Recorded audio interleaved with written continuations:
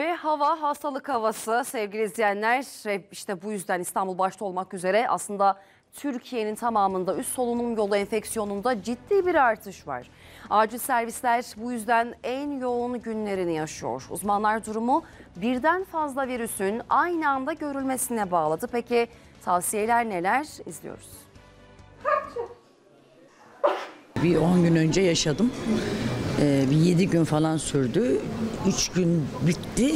Tekrar nüksetti. Ailece hepimiz olduk. Yüksek ateş, bitmeyen öksürük, kas ağrısı, halsizlik.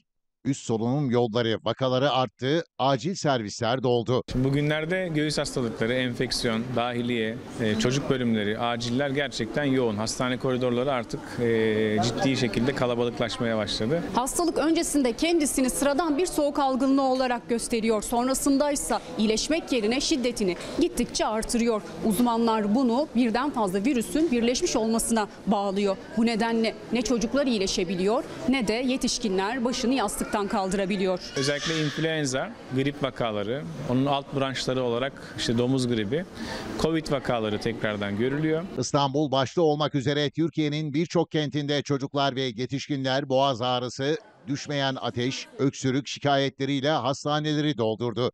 Üstelik hem Covid hem de influenza aynı anda görülebiliyor. Aynı hastada 2 tane virüsü beraber gördüğümüzde bugünlerde karşımıza çok geliyor. Yani hasta hem Covid pozitif hem de influenza pozitif karşımıza çıkabiliyor.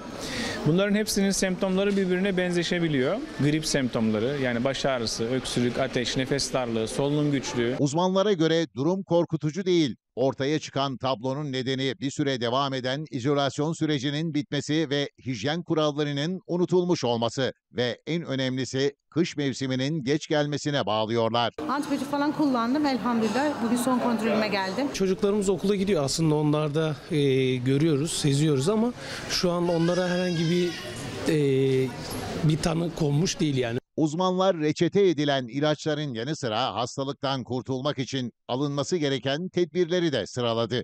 Hepimizin bildiği o hijyen kurallarına şu an dikkat etmemiz lazım. Uyku kalitesi gerçekten önemli. Çok geç saatlere kadar yatmıyoruz. Uykunun immün sistemde, insanın gelişiminde, savunma sisteminde çok önemli katkıları var.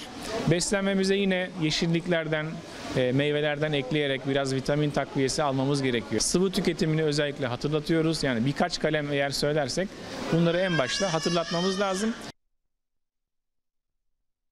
Daha fazla video izlemek için kanalımıza abone olabilir, İlk izleyen olmak isterseniz bildirimleri açabilirsiniz.